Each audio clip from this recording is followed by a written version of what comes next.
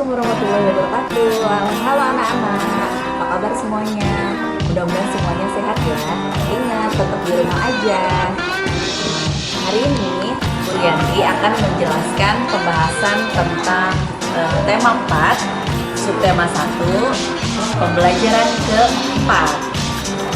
Baiklah anak-anak, ini pembelajaran keempat bisa kalian lihat di buku temanya di halaman 28 ya. Nah, di sini ada beberapa anak, ada 6 orang, ada Siti, Dayu, Beni, Edo, Lani, dan Udin. Nah, mereka ini adalah satu kelompok. Mereka sedang mengerjakan tugas kelompok. Tugas yang dikerjakan membuat berbagai macam pantun, seperti pantun kanak-kanak, pantun muda, dan pantun tua. Mereka bekerja sama dengan baik. Tidak ada satupun anggota yang tidak melaksanakan tanggung jawabnya. Nah, mungkin kerja kelompok ini tidak bisa kalian laksanakan ya, karena sekarang kan kalian belajarnya di rumah. Tapi kalian kan pernah melaksanakan kerja kelompok pada saat kalian di kelas sebelumnya. Nah, tentu kalian tahu kalau misalnya pembelajaran secara kelompok ini ada tanggung jawab yang harus dilaksanakan oleh setiap orangnya. Kira-kira apa saja bentuk tanggung jawab setiap anggota kelompok kalian itu pada saat kerja kelompok? Di dalam buku kalian, di tema yang tadi dibuka di halaman 28, ada tugas ayo menulis. Di sini diminta 3 tanggung jawab setiap anggota kelompok itu apa saja. Ibu akan menyebutkan 3 contohnya. Yang pertama, melaksanakan tugas yang telah dibagi. Yang kedua, mengerjakan tugas dengan sungguh-sungguh. Dan yang ketiga, saling membantu antar anggota kelompok. Tadi adalah contoh dari Ibu, ada 3 ya. Nah, jadi tugas kalian adalah menyebutkan 3 contoh yang lain ya. Baiklah anak-anak, kita buka halaman berikutnya, yaitu halaman 29. Di sini ada tugas kelompok yang telah diselesaikan dengan cepat oleh Siti dan teman-temannya tadi ya. Nah, Lani, Beni, dan Udin ditunjuk untuk mewakili kelompoknya membacakan pantun yang telah dibuat. Di sini ada contoh dari pantun kanak-kanak, pantun muda, dan pantun tua. Ibu akan membacakan salah satunya ya. Contoh dari pantun kanak-kanak, jalan-jalan ke kota Blitar, jangan lupa membeli sukun. Kalau ingin menjadi pintar, kamu harus belajar dengan tekun. Contoh yang kedua, yaitu contoh pantun muda. Padi kering karena dijemur, masukkan karung diikat tali. Jika kamu berbudi luhur, tentu tahu membalas budi. Yang terakhir, ini adalah contoh dari pantun tua. Anak orang Tanjung Ampalu, senja hari pasang pelita. Luka tangan oleh sembilu, luka hati karena kata. Kan Ibu sudah membacakan contoh pantun kanak-kanak, pantun tua, dan pantun muda. Nah, sekarang Ibu minta kalian menuliskan apakah pantun kanak-kanak, pantun muda, dan pantun tua. Kalian bisa menuliskan dalam kolom yang ada di halaman 30.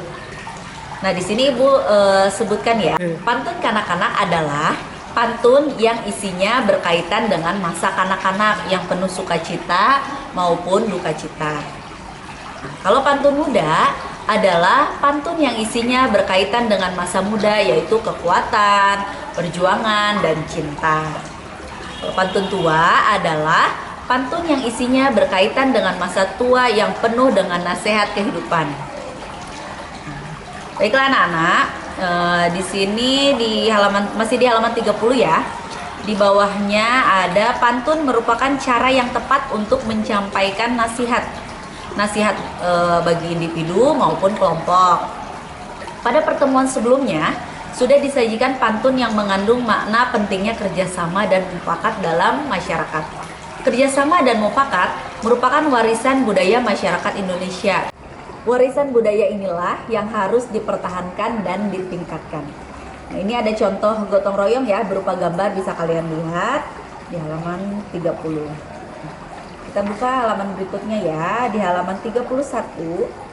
Budaya dan sosial bangsa Indonesia perlu dipertahankan dan ditingkatkan, karena hal ini merupakan tanggung jawab kita sebagai masyarakat Indonesia. Budaya dan sosial diantaranya adalah sebagai berikut. 1. Membiasakan musyawarah mufakat dalam mengambil keputusan bersama. Yang kedua, membiasakan tolong-menolong antar warga masyarakat. Yang ketiga, ikut serta dalam kegiatan kerja bakti atau gotong royong dalam masyarakat. Yang keempat, menjaga interaksi yang baik antara warga masyarakat. Yang kelima, membiasakan interaksi yang mengarah ke persatuan. Yang keenam, menghindari interaksi yang mengarah ke perpecahan. Oke, kita lanjut ke tugas yang ada di bawahnya. Ayo menulis. Di sini ada di kolomnya ada pertanyaan yang harus kalian jawab ya. Nah, misalnya nih di lingkungan tempat tinggalmu ini sedang tidak aman. Mengapa? Karena terjadi pencurian di beberapa rumah warga gitu ya. Jadi itu yang menyebabkan tidak aman. Sekarang apa sih yang harus dilakukan warga masyarakat di tempat tinggalmu itu? Siapa yang bertanggung jawab atas keamanan di lingkungan tempat tinggalmu? Nah, pendapat kalian bisa diungkapkan di kolom halaman 31. Menurut Ibu, hal yang harus dilakukan sebagai warga masyarakat karena sedang tidak aman ya, mengadakan siskambling setiap malam. Setiap warga melaksanakan ronda malam, bergiliran ya, karena keamanan lingkungan merupakan tanggung jawab setiap warga. Atau selain itu, warga juga bisa memasang rekaman CCTV. Jadi kalau tidak ada warganya, ada kamera CCTV yang memantau gitu.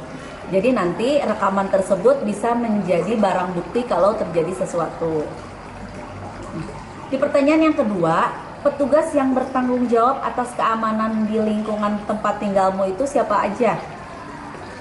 Nih, Ibu menuliskan yang pertama ada petugas siskambling, ada satpam lingkungan, dan juga polisi. Kenapa petugas siskambling? Karena petugas ronda itu merupakan orang yang berasal dari lingkungan setempat. Yang kedua, satpam lingkungan, karena satpam lingkungan itu memiliki tugas untuk menjaga keamanan lingkungan.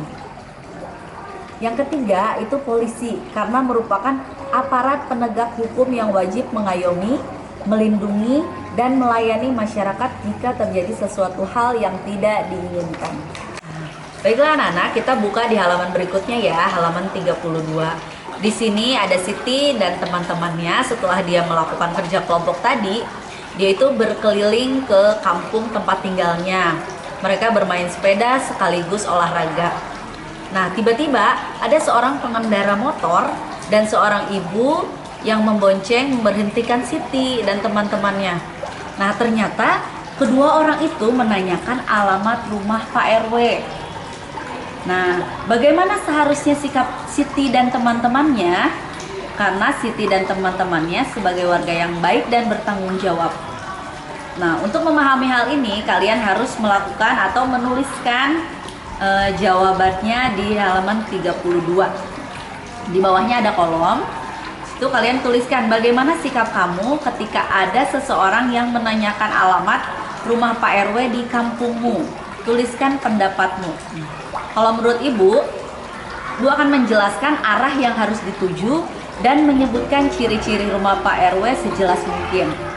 Atau kalau misalnya yang bertanyanya kurang paham, kalau kita ada waktu, kita bersedia mengantarkan ke rumah Pak RW tersebut. Oke, baiklah anak-anak, demikianlah penjelasan tentang tema 4, subtema 1, PB keempat. Selamat belajar!